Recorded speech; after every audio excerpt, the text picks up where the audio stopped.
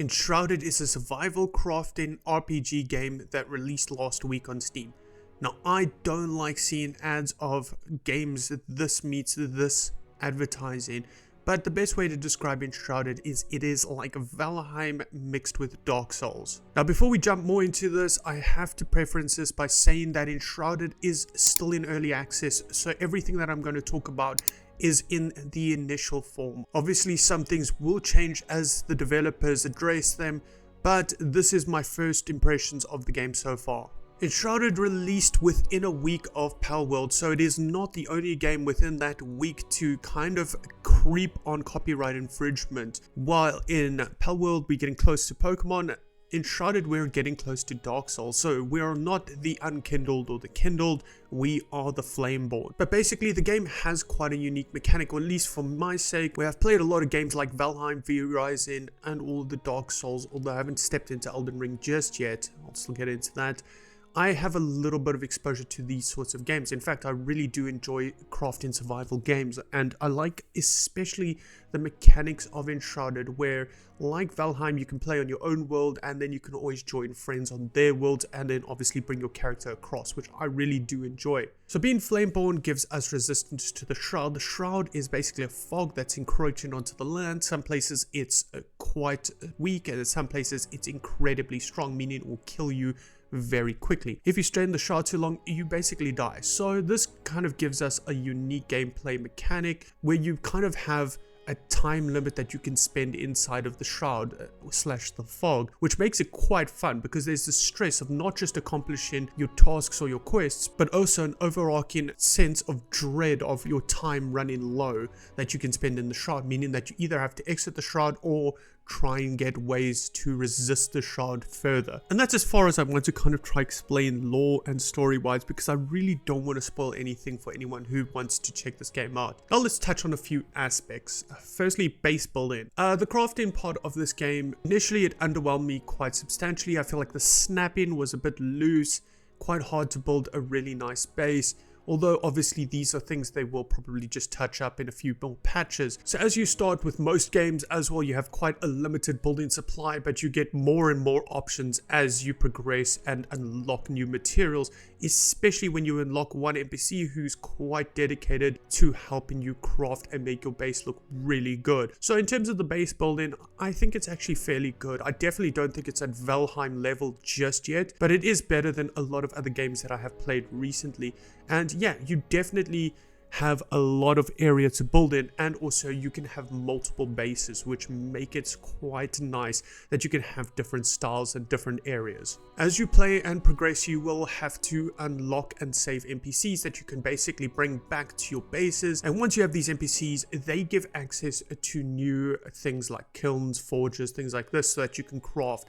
Usually an NPC is dedicated towards one kind of profession, meaning if you want to play a spellcaster, you'll probably try and lock the spellcasting NPCs and the alchemists quicker, or if you want to go more sword and board like me, you'll go for obviously the armorer. Each NPC also unlocks a lot of variety of decorations and building materials towards their style, which makes it quite interesting. So as you play, you are kind of feeling like your base is changing as you're unlocking more and more NPCs, and it kind of can help you diversify the building style that you're going into, which is quite nice because I feel like it's refreshed the way that I've been playing, and especially unlocking the NPC that allows you to craft from any chest that's in your base is a dream come true, because I hate having to go find materials to go craft. So yeah, having that storage is a massive win. Now let's talk about the combat. The combat is supposed to be Dark Souls-esque, however it is too easy at the moment.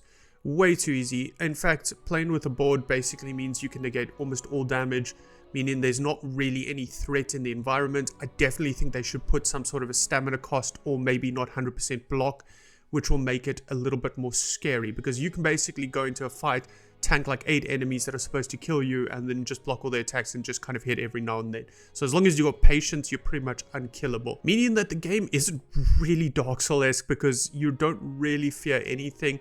The only things that kind of maybe scare you is your time in the shroud, and also if your enemies do manage to flank you, or if maybe they're ranged. I haven't really looked at the spellcasting kind of builds, but with sword and board, you're pretty much unkillable, making it quite an easy playthrough. So If you are one of those people that's always wanted to try a Souls-like game, but you're too worried about how hard they are, I could definitely see this being a game that you might enjoy because it kind of feels overwhelmingly scary, but when you go into fights, you pretty much just wreck everything. And that brings us to mob diversity. I actually do enjoy the way the game has been laid out. Most of the incredibly scary enemies are found in the Shroud. Obviously, the further into the Shroud and the more extreme the Shroud is, the harder the enemies are. And everything outside of the Shroud usually are things that you would find there, like wolves and stuff, giving you the sense of area.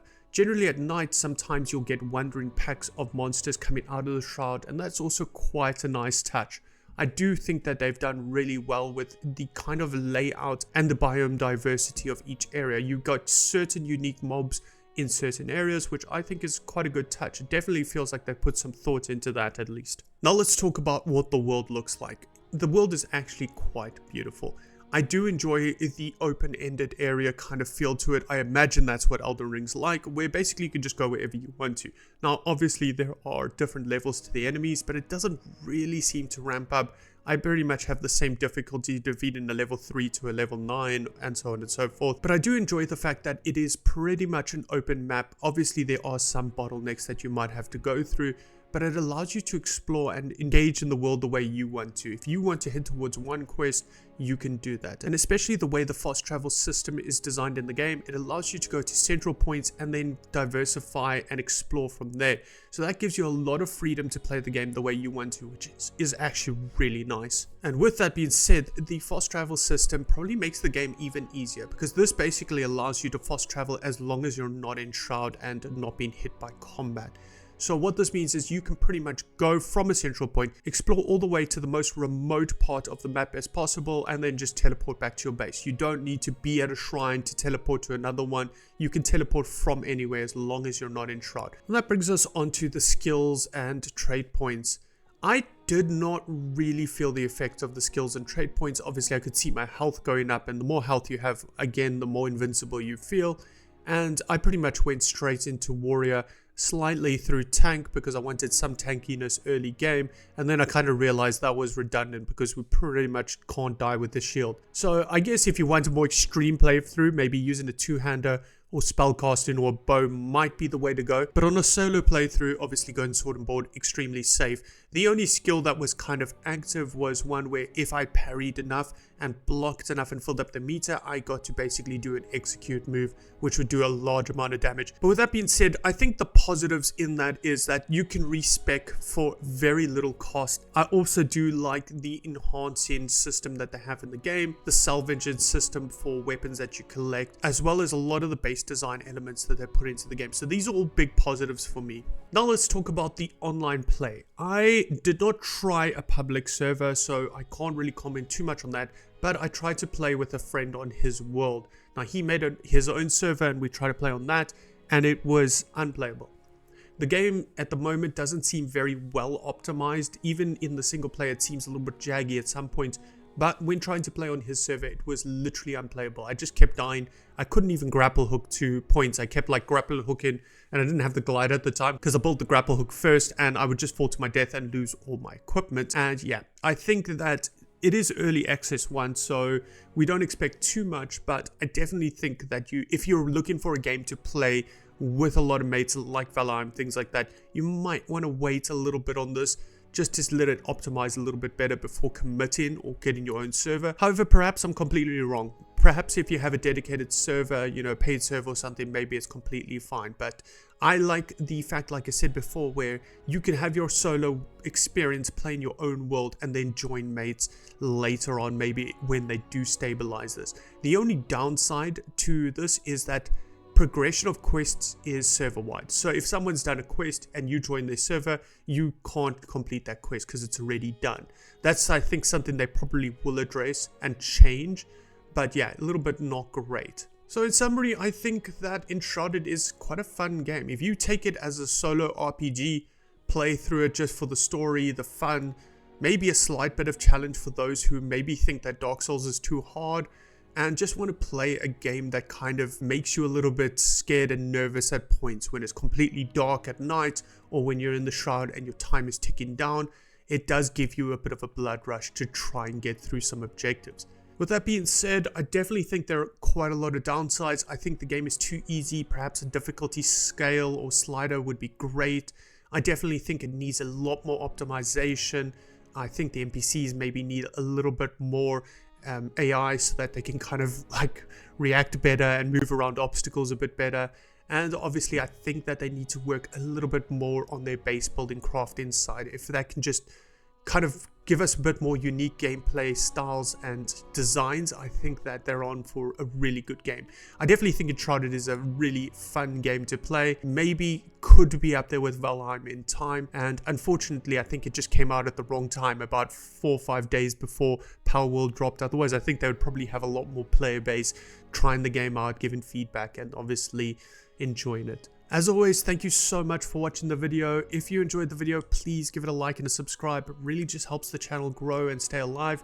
And if you didn't enjoy it, thank you so much for watching anyway. And hopefully I'll see you guys in the next one. Cheers.